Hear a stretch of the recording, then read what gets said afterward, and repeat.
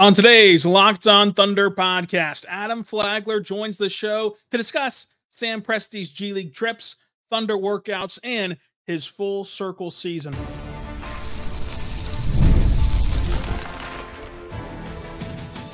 You are Locked On Thunder, your daily Oklahoma City Thunder podcast, part of the Locked On Podcast Network, your team every day. Let's get it going on the Locked On Thunder podcast, on the Locked On Podcast Network, your teams every day.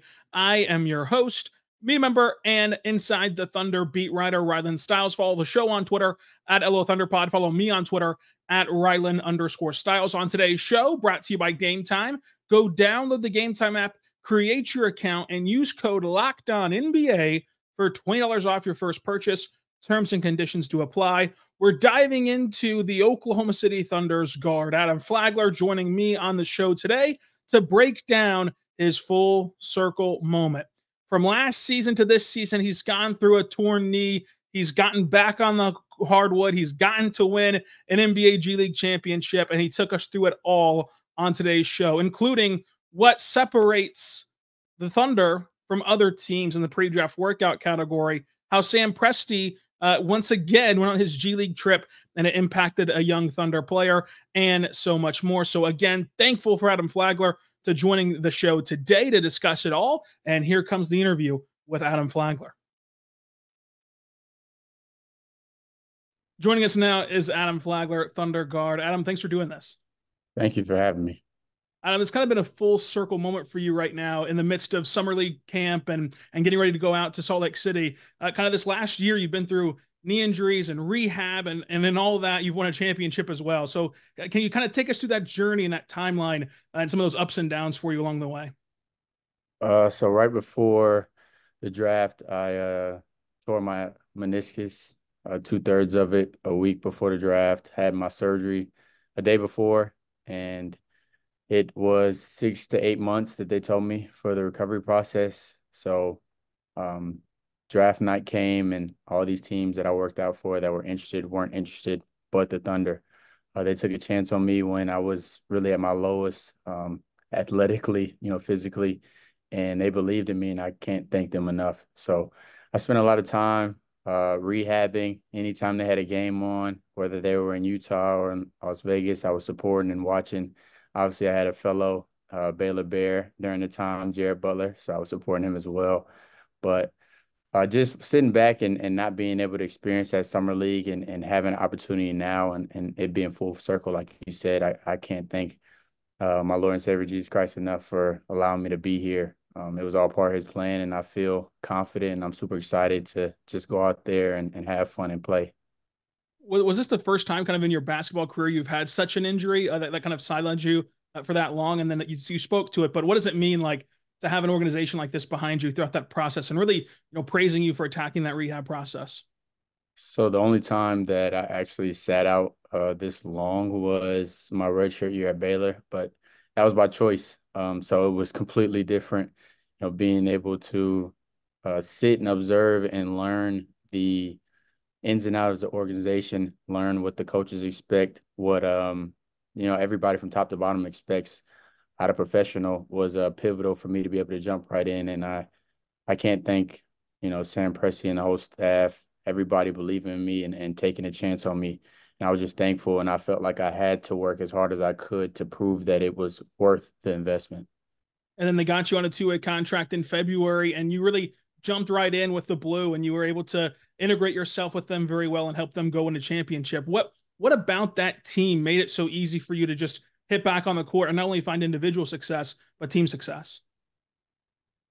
I would say as an organization, we do a great job at getting certain guys that, resemble what we want to resemble as an organization. And they were a great group of guys the minute I stepped in from top to bottom. And Coach Cam did an amazing job at just throwing me out there, making sure I was involved, even though I couldn't physically be out there. I was going through drills, whether that was, just passing the ball, whether that was just standing and trying to figure out plays. I was in every meeting, every film. So it wasn't as if I wasn't around or wasn't involved. It just I couldn't be on the court actually competing with those guys. But Whenever we could go out and spend time with each other, I tried to do that as well. So they knew that I was here and present, and I wanted to be a part of this team. And they were so welcoming. They were so excited the minute I came back to it. It made it so much easier. Obviously, there was some rust and some things that we needed to work out, some chemistry we needed to grow. But once we got clicking, it was amazing to be able to play on that team. So. And you mentioned your time at Baylor where you also won the championship there. Is there anything that was a common thread between maybe the chemistry or the on-court production or anything from Baylor that you also saw at the Blue that kind of makes a championship basketball team? Yes. I feel like there's always a pivotal moment in the season where everybody's back is against the wall and they have to look each other in the eye, and as well as look one another and individually in the mirror, really figure out what exactly do you want out of this. And we all decided to buy in at the same time. We were 3-14, I think, for the G League season to start. And Coach Cam continued to believe in us and tell us that, we're right there. We have the talent. We have everybody we need. We just have to start stacking wins and playing the right way. And once we started playing the right way, which is, for one another, sacrificing and going out there and sacrificing our bodies, sacrificing whatever it may be, our individual desires to get the job done, we started really meshing and clicking. And we started having even more fun on and off the court, spending time with each other, cracking jokes. There's so many amazing things that happened that year. But you could see the more time we spent off the court, the more fun it became on court and the more connected we were. I talked to Cam a lot about that slow start to the season, and the words that he used were similar to the words that Mark always uses about stacking days and 0 and 0, and you can't really worry about your record.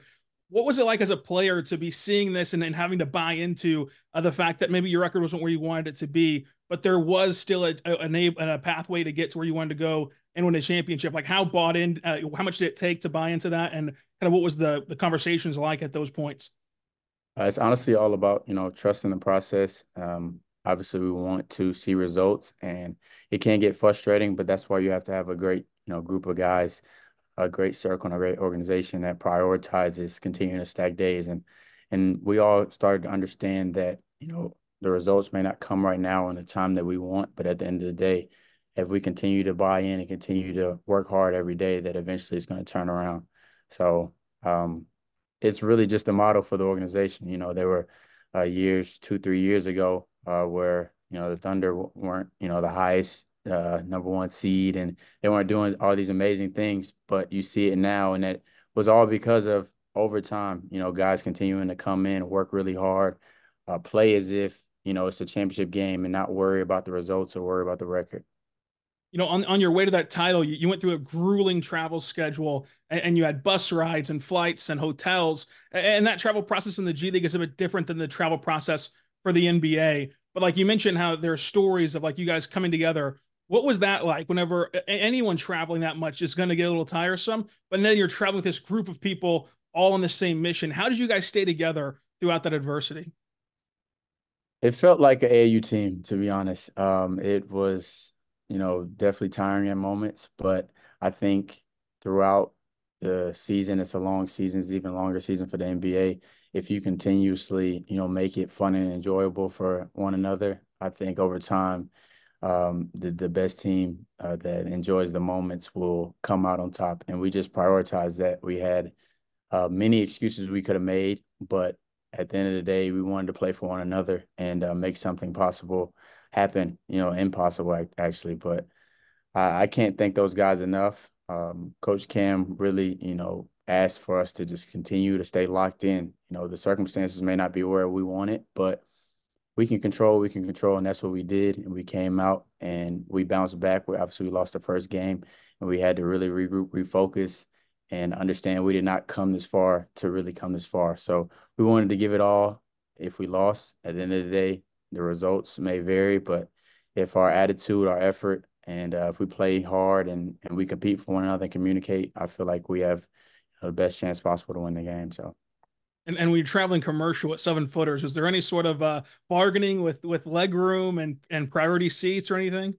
Yeah, so typically the two ways or assignment players typically get the better seats, but me being 6'3", and we got guys that are Starkey and Olivier and Ooze, those guys are super big and they're not in the best position, on the planes. I try to sacrifice as much as I could to give them my seats, and they would return the favor at times for me. So it was really just a matter of working for each other, understanding that I don't want him to be tired or cranky, or Olivier may, be feeling so uncomfortable that we get to the game and he's not able to do the best he can. We know we need him. So just sacrificing for one another anytime, any opportunity we can have.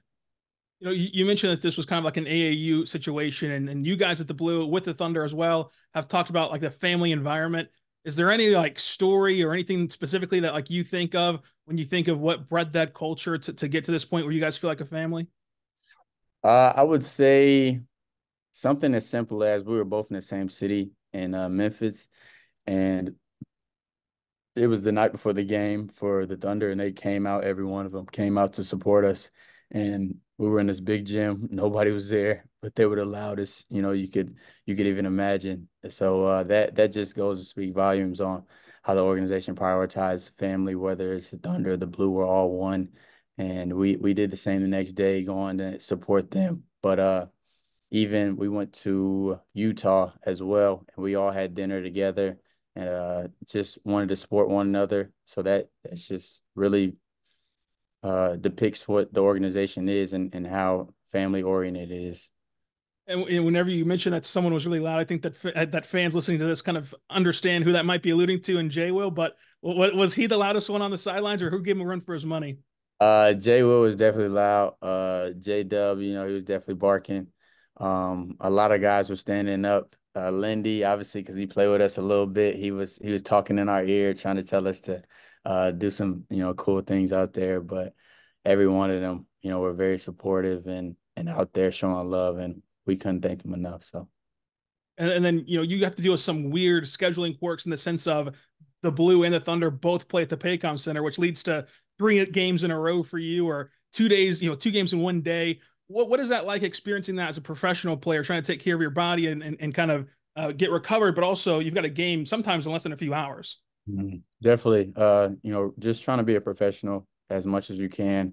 Obviously, there might be times where you may want a little rest, you may want this and that, but at the end of the day, we get paid to play basketball. We get opportunities to do things we love under circumstances that may not always be in our favor, but we can control what we can control, and that's recovery, rest, and that's having proper attitude and energy out there. So I just did my best to go out there and have fun, play hard, and remember that I dreamed of moments like this. I've never once tried to not go out there and give it my all. I try to be where my feet are, and I'm just thankful for this organization, this opportunity. I imagine there's a billion moments this season, especially because of the way you had to get there, that stood out to you. But if you could define one moment that kind of encapsulates your entire last season, what would it be? One moment, one moment.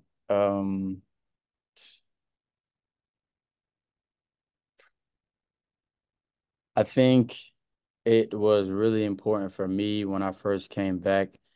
We had a game, I think it was against the Lakers, the South Bay Lakers or another team, and Sam Presti came in to talk to us on the G League team, and he just really poured in us and told us that, the outcome may not look how we want it right now, but the habits that we're building, the way we're playing, looks amazing. And that is what, he wants, but that's what the NBA wants. And they want to see us all play together and really be selfless out there. And he talked about Alex Caruso. Shout out to him. He talked about him and, his journey with the G League and how, amazing what he did here in the G and working his way up. And now look at him. So he just always told us to, stay confident, but continue to stack days and really just buy in. And that really meant a lot because I wasn't performing as well as I felt like I could. I was dealing with some things, trying to get back to full strength, but I knew I was trying to play the right way and the best way I could out there. So that really stuck with me, and I continued to do that, and the Lord took care of the rest. So. Alex Caruso mentions a similar night in Sioux Falls whenever Sam Presti was on the trip, and he kind of poured into those guys back then and kind of held a Q&A forum of like any questions you have for making it to the next level. I imagine it was similar in this instance. What is it like for you just seeing one of the top executives taking his time to kind of pour into you guys and maybe answering some questions? Like, how much did that help you get back on track? It helped me immensely. From the start when I met Sam Presti and I had my workout, and he didn't have to talk to me after my workout. He didn't have to walk down and back 10, 15 times, having a full-blown conversation with me, pouring into me, just really trying to pick my brain, but he did. And that made me super comfortable, super thankful, and I wanted to be here. So once they called and they gave me the opportunity, I took it and ran with it. And I've been thankful and grateful ever since. But like you said, you don't see those things, it's such a business in terms of how much he has to take care of, how much responsibility he has. Yet he still makes time to pour into every one of us from top to bottom and make sure that all of us feel wanted, appreciated, and that we're all a family here. And then going back to your draft night real quick, and your draft process, was there anything tangibly that was different between a Thunder workout versus a workout for another team? For sure. For sure. The start, we get in and we are meeting everybody in the building, having at least 15, 20-minute conversations, and they're educating us on, what their job is, but they're also, trying to get to know us, pour into us. And if you think about it, all the draft workouts that they possibly could have, all these pre-draft players that came in, they're doing this for everybody. So that kind of really opened my eyes on really how much they care about anybody and everybody that comes to this building. They want to make sure that they remember the Oklahoma City Thunder. But it was a full, long day, and I didn't realize how amazing and important that was until I left and got to see other workouts. But from top to bottom, even though I may not remember names, I met literally everybody, and the workout was amazing. Everybody was locked in, invested, encouraging, but that's what stood out to me, really being able to meet everybody in the building, not like a wave, a quick handshake. It was literally like you're going to talk to everybody. You're going to make sure you know everybody. You're going to interact with the chefs that make your smoothies and your food, strength, everything from top to bottom. So. And then to put a bow on this, going back to this year that's been for you, which has been a wild ride. Is there anything, personally or professionally, basketball wise or not, that you feel like you've grown a lot in this last year? I would say the biggest thing is really buying into what I feel like I can bring to the table, but as well as what they see in me, and really just working on it as much as I can.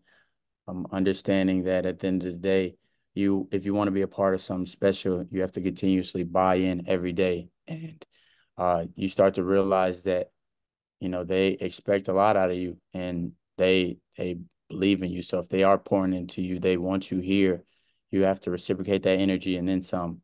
And so I've just been continuously working, continuously, keeping my head down, making sure I'm a punching bag. Anything thrown at me, I'm taking it and keeping it pushing. So I've just been thankful, and I'm glad to be here, really. Adam, thanks again for doing this. Good luck at Summer League. Thank you. Today's show is brought to you by our good friends over at eBay Motors. Check out eBay Motors today to get started, because passion, drive, and patience, that's the winning formula for winning a championship. It also is what keeps your ride or die alive at eBay Motors. It has everything that you need to maintain your vehicle and level it up to peak performances with superchargers, roof racks, exhaust kits, LED headlights, and more. So no matter if you're into speed, power, or style, eBay Motors has you covered. With over 122 million parts to choose from, your number one ride or die. You'll always find exactly what you're looking for with eBay Motors Guaranteed Fit. It's guaranteed to fit your ride the first time, every time, or your money back, because with eBay Motors, you're going to be burning rubber, not cash, with all the parts that you want, the prices you want. Go there right now and find them today, as the MVP of your car is there at eBay Motors. Keep your ride or die alive at ebaymotors.com. Eligible items only, and exclusions do apply. Now back to the show.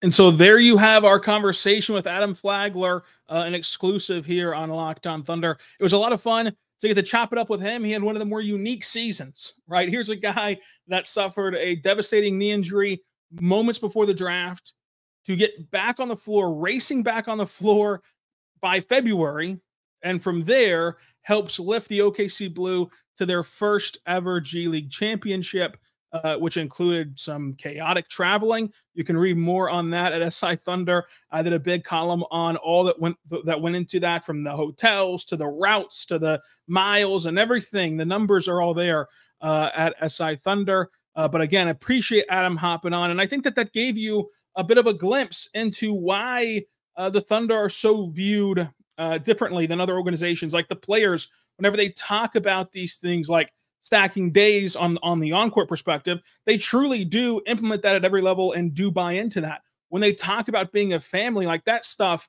is tangible. And so getting an opportunity to talk to Adam and kind of express that to you all, I think was interesting, to provide a true kind of peek behind the curtain of what happens within the organization, what happens for these players. And I think that one of the things that stood out is like a connect point between past and present is just like you look at the story that Adam told about Sam going on a G League trip and talking to the guys before a G League game.